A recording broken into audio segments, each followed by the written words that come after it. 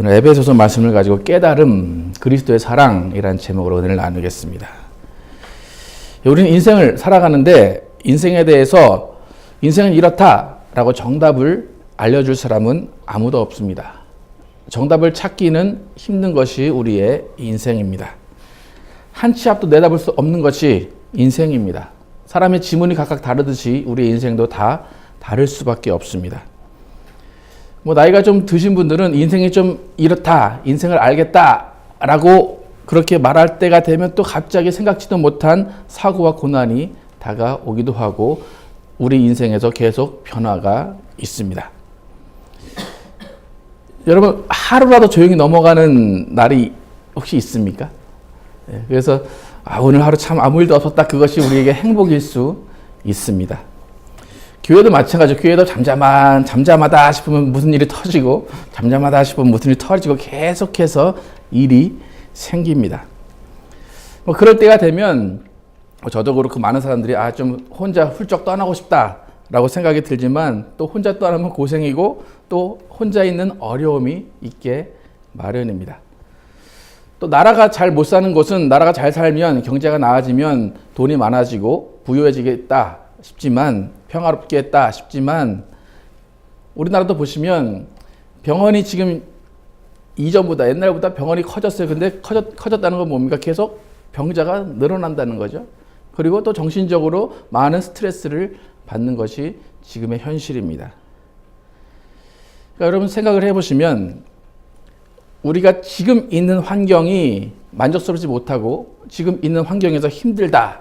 그래서 이거를 벗어나면 내가 이것만 벗어나면 다음 환경에서는 다른 환경에서는 행복할 것 같다, 편할 것 같다 라고 생각을 하지만 또 그 환경에 다시 또 들어가면 그 환경을 벗어나서 다른 환경에 가게 되면 위치에 가게 되면 똑같은 어려움과 똑같은 고난이 기다리고 있습니다. 그러니까 미국에서 영주권이 없으면 영주권이 없는 사람으로 고충과 어려움이 있습니다. 그래서 영주권만 있으면 정말 모든 일이 다 해결될 것 같고 정말 아무 걱정 없이 살 것 같았습니다. 저도. 근데 막상 영주권 나오니까 이 영주권 소지자로서의 고난과 고충이 있습니다. 세금 걱정해야 되고 무슨 걱정해야 되고 무슨 걱정해야 되고 또 집을 또 어떻게 해야 되나 그런 어떤 걱정을 또 하게 돼요. 그러니까 영주권이 없을 때가 더 편했어요. 그러니까 그런 어떤 내 위치에서 어려움이 이게 없어지면 괜찮겠다라고 하지만 또 다른 위치에 가면 기다림이 있다는 거예요. 그 고난에 기다리고 있어요. 그 고난과 어려움들이. 그래서 우리 인생을 잘 보면 어려움과 고난은 여러분이 기대하지 않아도 차례차례 오게 되어 있습니다. 그래서 우리가 그 어려움들을 대비하고 그 어려움들을 이기기 위해서 여러 사람의 조언을 얻기를 바랍니다.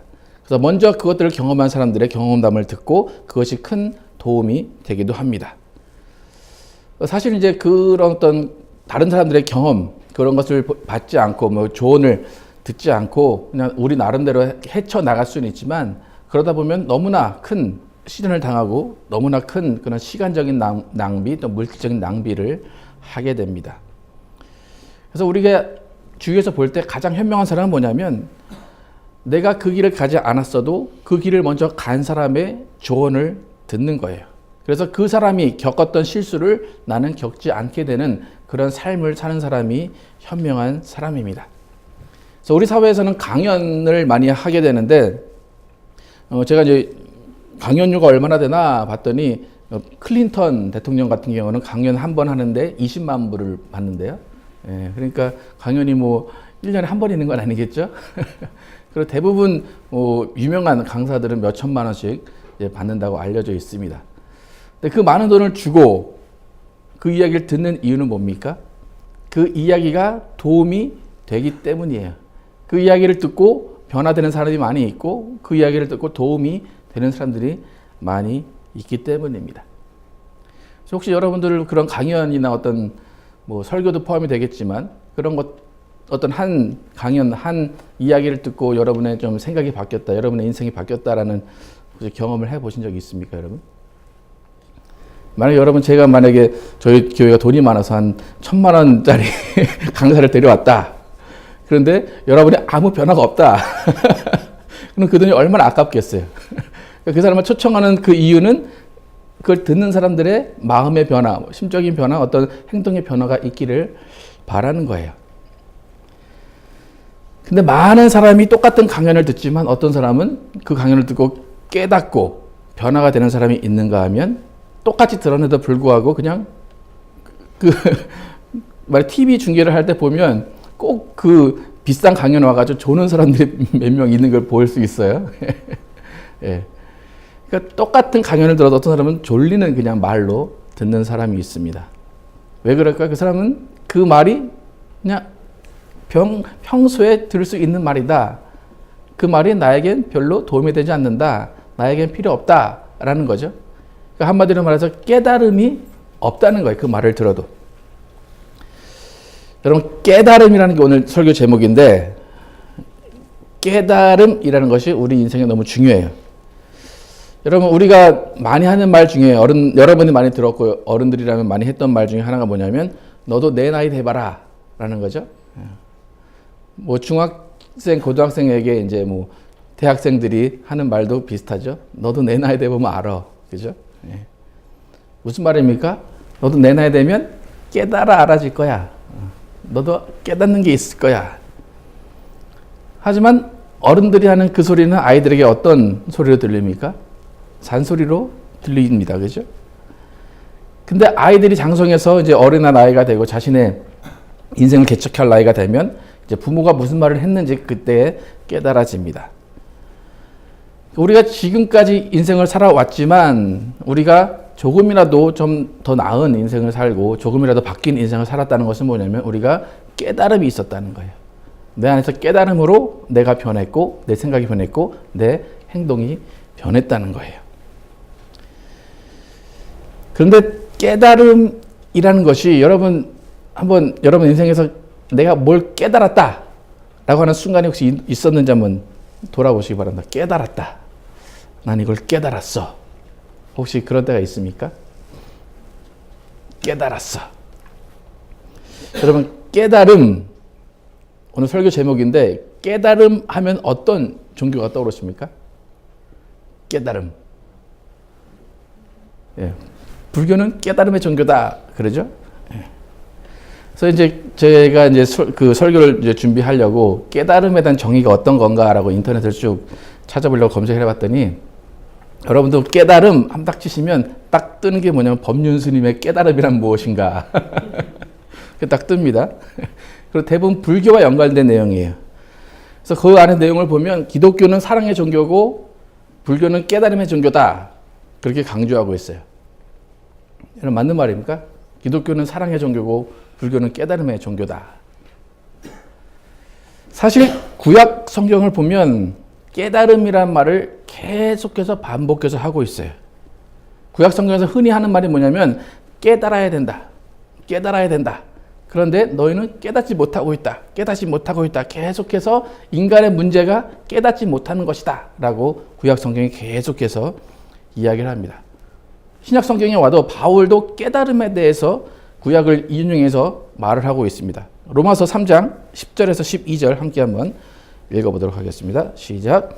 기록된 바 의인은 없나니 하나도 없으며 깨닫는 자도 없고 하나님을 찾는 자도 없고 다 치우쳐 함께 무익하게 되고 선을 행하는 자는 없나니 하나도 없도다.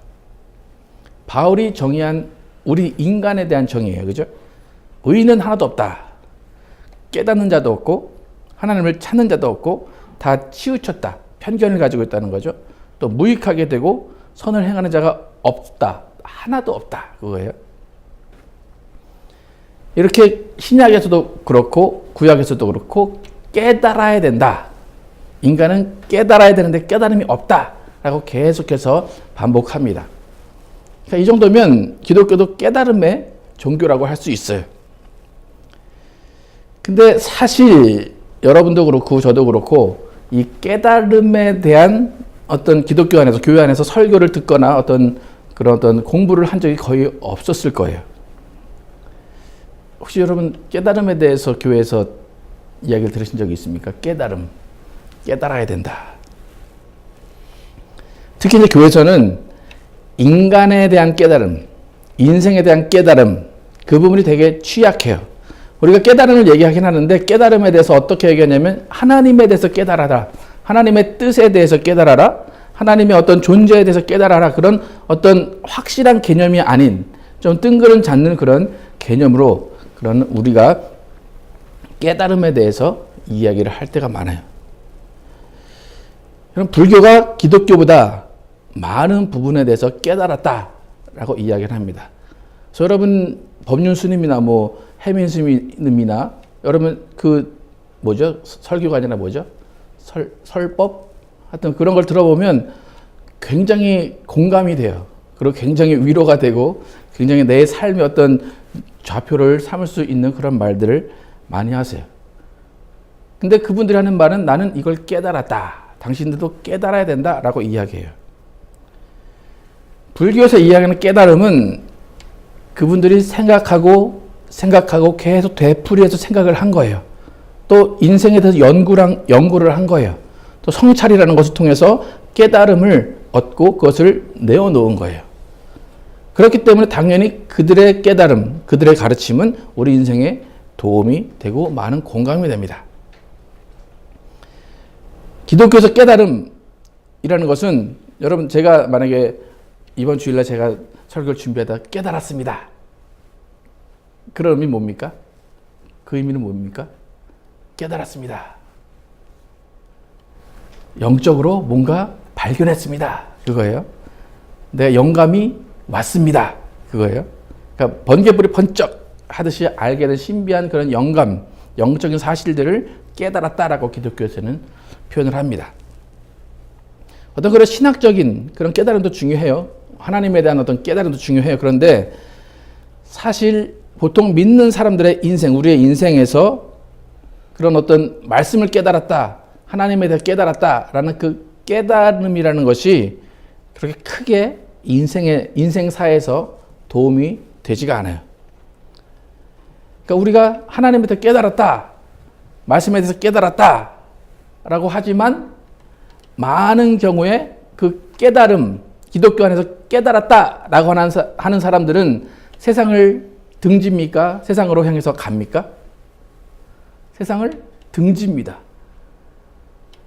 사실 깨달음이 있었다면 세상으로 들어가야 돼요.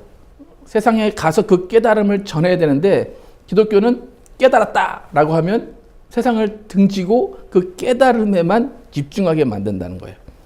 그러니까 기독교의 신앙의 깨달음이 뭐냐면 삶과 연결이 돼야 되는데 삶과 연결을 아예 끊어버리는 깨달음인 것으로 잘못 전해진다는 거예요.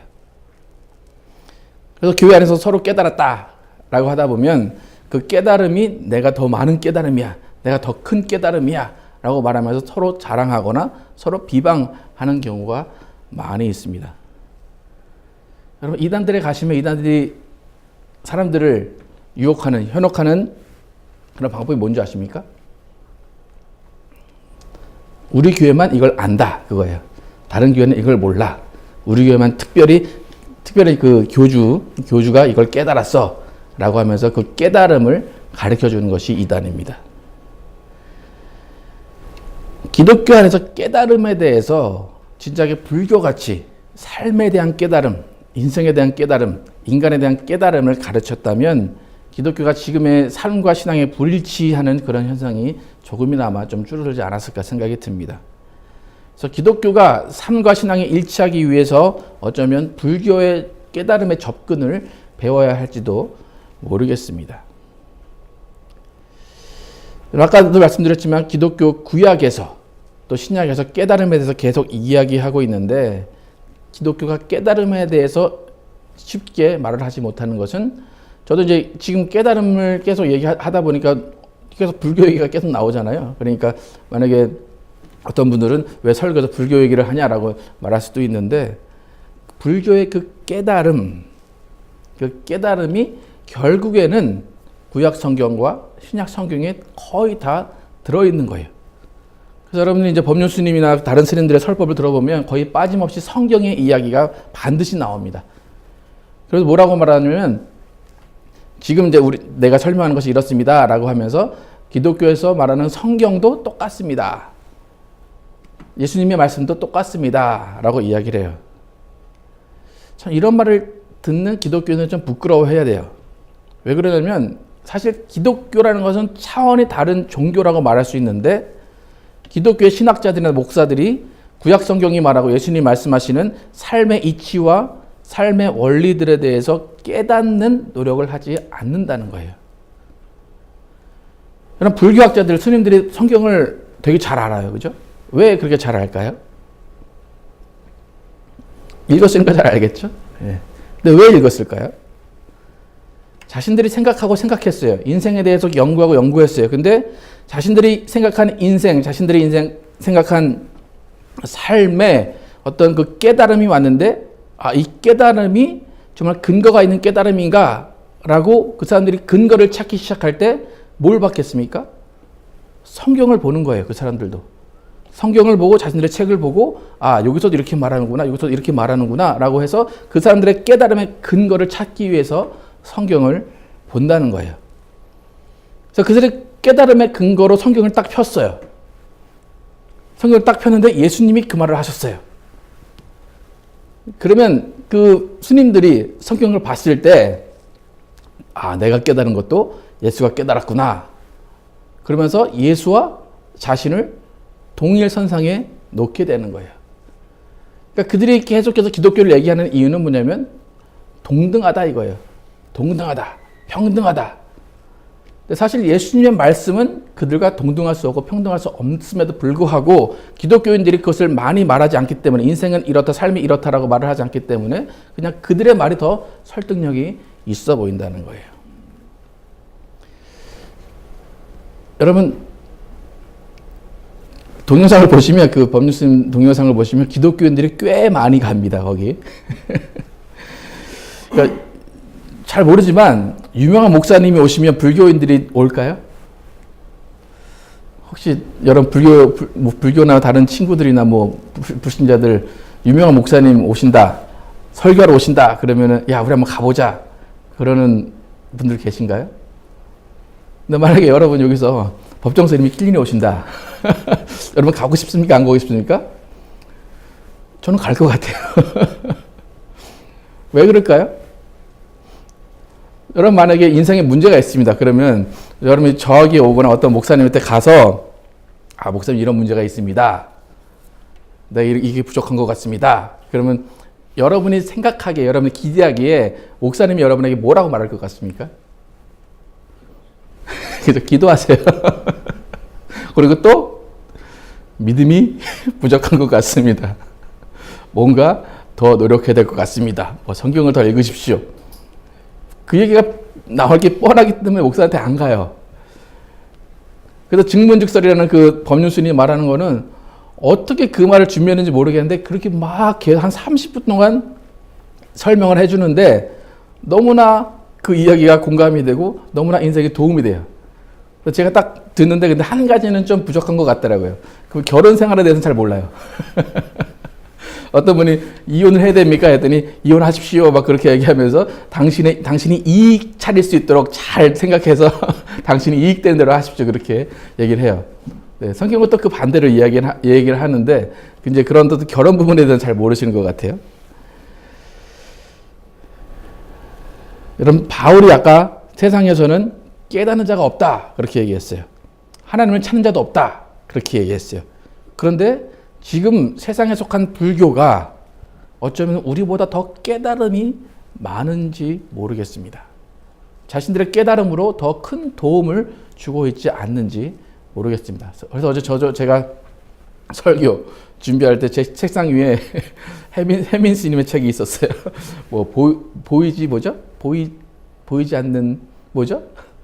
하여튼 그 책이 있었어요. 그래가지고 쭉 보면서 설교 준비했는데, 여러분 법륜 스님이 말하는 깨달음이 무엇인지 제가 한번 설명을 해드릴게요. 여기 이제 쭉 써놨는데 법륜 스님이 말하는 깨달음이 무엇인지 여러분 한번 보시기 바랍니다.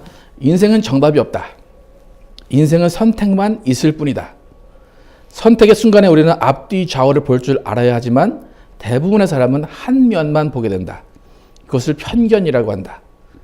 우리는 사물의 한 면만 보고 그것이 전부인 양 착각을 하지 말고 사물의 전모를 보는 통찰력이 있어야 한다. 통찰력으로 내가 몰랐던 것, 볼 수 없었던 것을 보게 되고 알게 되는 것이 깨달음이다. 이렇게 얘기해요. 그러니까 우리가 선택을 할 수밖에 없어요. 그런데 그 선택은 내 입장에서 선택한다는 거예요. 내 지금 상황에 있어서 내가 지금 중요한 것만 선택을 하게 된다는 거예요. 그게 편견이라는 거예요.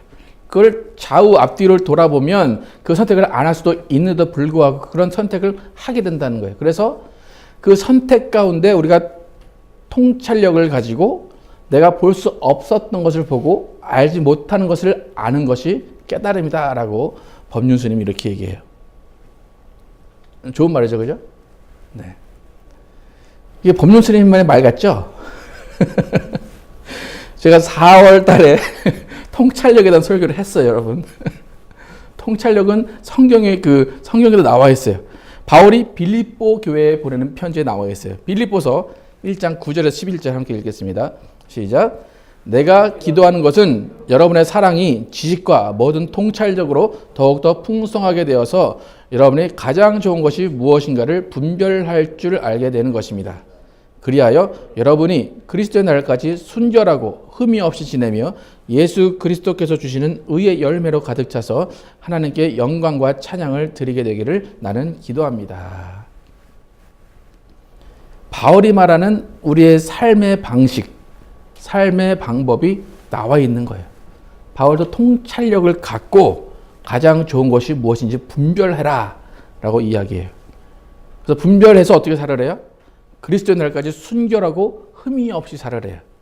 그래서 예수님이 주시는 의의 열매, 의롭게 사는 그 열매를 가득 차서 하나님께 영광과 찬양을 드리는 인생을 살라라는 거예요. 이게 깨달음의 인생이라는 거예요. 바울이 기독교인들에게 너희가 보지 못하고 알지 못했던 부분을 보는 통찰력을 가지고 깨닫는 인생을 살아라 라고 분명히 이야기합니다. 그리고 바울이 이렇게 통찰력을 이야기하는데 그 통찰력으로 우리가 보지 못했던 것을 보고 알지 못했던 것을 아는 그것이 어떤 것을 알아야 되는지 어떤 것을 봐야 되는지 오늘 본문을 통해서 자세히 이야기합니다. 오늘 본문 에베소서 3장 16, 17절 함께 읽어보겠습니다. 시작. 모든 성도와 함께 여러분이 그리스도의 사랑의 너비와 길이와 높이와 깊이가 어떠한지를 깨달을 수 있게 되고 지식을 초월하는 그리스도의 사랑을 알게 되기를 빕니다. 그리하여 하나님의 온갖 충만하심으로 여러분이 충만하여지기를 바랍니다. 우리가 어떤 것을 깨달아 알기를 원한대요? 16절에 그리스도 사랑의 너비와 길이와 높이와 깊이가 어떠한지를 깨달을 수 있게 된다. 아까 법륜스님이 뭐라고 했습니까? 전모를 알아라 그래요. 전모를. 그죠? 어디서 왔습니까? 성경에서 온 거예요. 너비와 길이와 높이와 깊이 사방을 다 알으라는 거예요. 예수 그리스도의 사랑을 알으라는 거예요. 그래서 예수 그리스도의 사랑을 알게 되면 그것을 깨닫게 되면 우리의 인생의 해답이 거기 있다는 거예요. 하나님의 충만하심이 우리 가운데 충만히 임한다는 거예요. 여러분 우리가 교회를 다니지만 우리가 교회를 다니고 세상을 살아갈 때 세상에서 인생사가 너무 힘들고 넘어지는 이유는 뭐냐면 그리스도의 사랑의 한 면만 알고 있을 때가 많기 때문이에요. 그리스도의 사랑을 다 경험했어요. 여러분 예수님의 사랑 받으셨습니까? 라고 하면 여러분 다 예 할 거예요. 그죠? 예수님 사랑이십니다. 라고 하면 아닙니다. 라고 할 사람은 아무도 없어요. 예수님의 사랑을 경험했어요. 그런데 예수님의 사랑을 경험한 사람이 다시 세상으로 가는 경우가 많이 있다는 거예요. 그 이유가 뭡니까? 예수님의 사랑의 너비, 길이, 높이, 깊이를 다 알아야 되는데 그렇지 못했다는 거예요. 한 면만 알았다는 거예요. 근데 보세요. 그리스도 사랑과 너비, 길이, 높이, 깊이가 그냥 알아진다고 얘기하잖아요. 어떻게 알아야 된대요? 깨달아 알아야 된다. 깨달아 알아야 된다. 그럼 법륜스님이 그렇게 많은 것을 깨달은 이유는 뭡니까? 연구하고 공부하고 생각하고 고뇌하고 성찰했기 때문이에요. 여러분 예수님의 사랑이 딱 있습니다. 여러분 예수님의 사랑을 받았습니다. 그런데 그 사랑을 받은 그 사랑의 너비와 길이와 높이와 깊이를 알려면 여러분 어떻게 해야 됩니까? 예수님에 대해서 연구하고 생각하고 묵상하고 성찰해야 됩니다. 그래야 깨닫게 되는 거예요. 근데 기독교는 어떻게 얘기합니까? 기도하면 깨닫게 된다고 그래요. 기도하면 다 알게 하실 거야.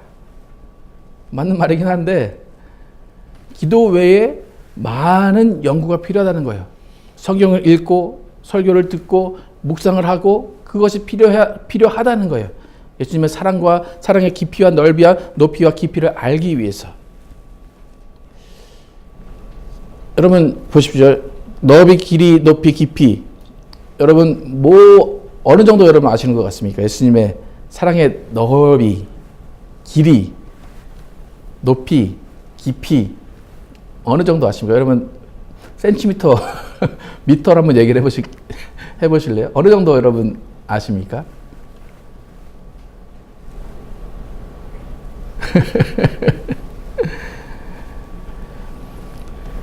그러니까 우리가 사실 알고 있는 예수님의 사랑은 빙산의 일각이에요. 예수님 사랑 너무 큽니다. 만족스럽습니다. 얘기하죠. 근데 그 사랑조차도 빙산의 일각이라는 거예요. 여러분이 받은 그 사랑 너무나 크지만 그것도 하나님의 사랑, 예수님의 사랑의 정말 일부분에 지나지 않는다는 거예요. 그러니까 무슨 말인가 하면 내가 지금 하나님의 사랑을 받았습니다 라고 하지만 그 외에 다른 사랑이 더 있다는 거예요. 그걸 기대하고 가라는 거예요. 근데 많은 사람들이 이 사랑 받은 그것에 만족할 때도 있고 그것에 만족 못할 때도 있지만 그것이 다인 줄 안다는 거예요. 아, 이게 끝인가 봐. 예수님은 날 더 이상 사랑하지 않으시나 봐. 하나님 날 사랑하지 않으시나 봐. 이야기해요. 그럼 왜 그렇습니까? 예수님의 사랑의 넓이와 깊이와 높이와 깊이를 모르기 때문이에요. 그래서 바울이 얘기하는 것은 통찰력을 가져라. 통찰력을 가져라. 오늘 딱 이 일이 닥쳐가지고 예수님 날 사랑 안 하시나 봐 라고 생각했다면 반대로 돌아가서 봐야 되는 거예요. 아, 예수님이 나를 사랑하셔서 이렇게 하신 거구나. 그걸 여러분이 깨달아야 된다는 거예요. 여러분 깨달음에 접근하는 방식, 통찰력, 그것은 여러분의 편견을 버리는 거예요. 여러분 이번 주 안에 또 한 달 안에 여러분 힘든 일이 있었습니까? 그 힘든 일이 여러분에게 왜 있을까 생각을 해봤습니까? 그게 예수님의 사랑이다라고 여러분 혹시 말씀하실 수 있습니까? 절대 말할 수 없죠. 근데 그것을 잠깐 접어두고 다른 방향으로 보라는 거예요. 이 일은 분명히 나에게 불행이었고 나에게 나쁜 일이었고 나에게 어떤 내가 바라던 일이 아니었어요. 그런데 이 일 이면에는 어떤 뜻이 있고 어떤 예수님의 사랑이 있었는가를 우리는 아는 통찰력이 있어야 되는 거예요. 그 통찰력이 있을 때 예수님이 이래서 나에게 이런 일을 하게 하셨구나, 이런 일을 나에게 겪게 하셨구나라는 깨달음이 있다는 거예요. 그래서 오늘 본문에서 지식을 초월하는 그리스도의 사랑을 알아라 그래요. 그리스도의 지식을 초월하는 그리스도의 사랑의 모든 면을 아는 통찰력이 있어라 그렇게 이야기해요. 여러분 통찰력을 갖기 위해서 여러분이 어떻게 해야 되는지도 바울이 또 이야기했어요. 디모데후서 2장 7절 8절 두 절만 함께 같이 한번 읽어보도록 하겠습니다. 시작. 내가 하는 말을 생각하여 보십시오. 주님께서는 모든 것을 깨닫는 능력을 그대에게 주실 것입니다. 내가 전하는 복음대로 다윗의 자손으로 나시고 죽은 사람 가운데서 살아나신 예수 그리스도를 기억하십시오. 우리가 깨닫는 능력이 없어요. 그죠? 그럴 때 예수님께서 깨닫는 능력을 주신대요. 근데 깨닫는 능력을 주시기 위해서 우리가 해야 될 것은 뭐라고 그래요? 8절 후반에 예수 그리스도를 기억하십시오. 예수 그리스도를 기억하십시오. 여러분 오늘 가다가 차 사고가 딱 났습니다. 그 순간에 여러분 뭘 해야 됩니까?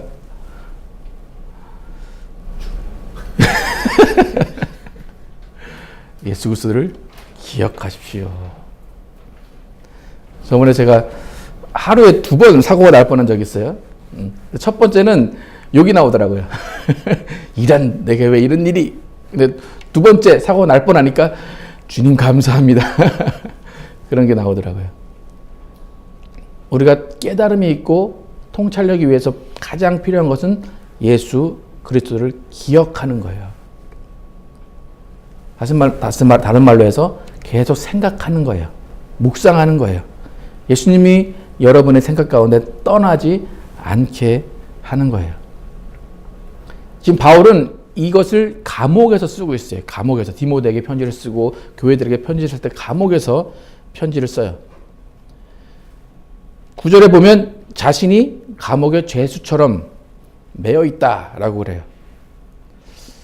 여러분, 바울이 감옥에 있을 그런 사람이 아니에요. 로마인이고 그가 활동을 열심히 해야 돼요. 예수님을 전하기 위해서. 그런데 지금 감옥에 있어요. 그렇다면 감옥에 앉아서 그가 무슨 생각을 했을까요? 내가 왜 이곳에 있어야 되나? 내가 왜 이곳에 있어야 되나? 여러분 킬린에 있으면서 여러분 무슨 생각하십니까? 내가 왜 킬린에 있어야 되나? 내가 왜 킬린에 있어야 되나? 그렇죠? 바울이 감옥에 앉아 있으면서 내가 왜 이곳에 있어야 되나? 이것이 나를 사랑하시는 예수님의 사랑의 방식인가? 라고 고민했을 거예요. 근데 바울은 깨달음이 있었어요. 뭐라고 말합니까?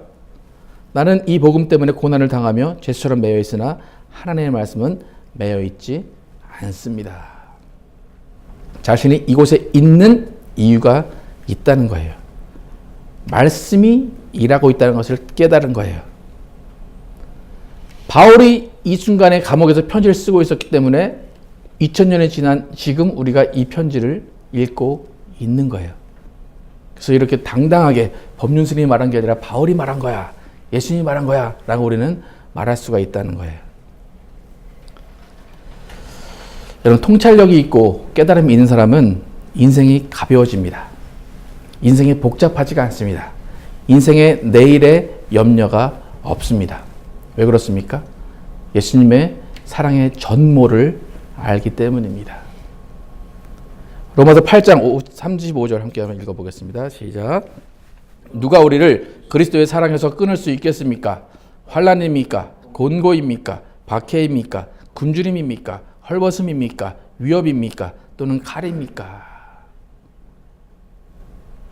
예수 그리스도 사랑에서 아무것도 끊을 수 없다는 거예요.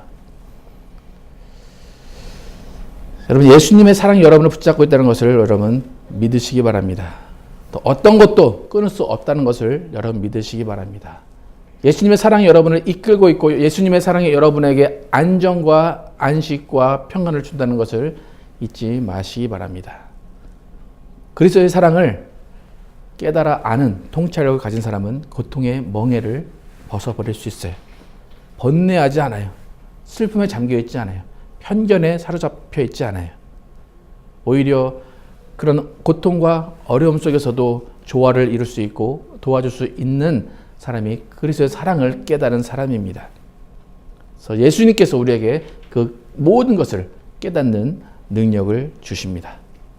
예수님이 주시는 그 깨달음으로 여러분의 인생 예수님의 사랑에 맡기셔서 순간순간 편견으로 판단하는 것이 아니라 예수님의 사랑의 전모를 깨달아 알아서 여러분의 안에 평안이 있고 예수님 안에 거하시는 여러분과 제가 되기를 예수 이름으로 축원합니다.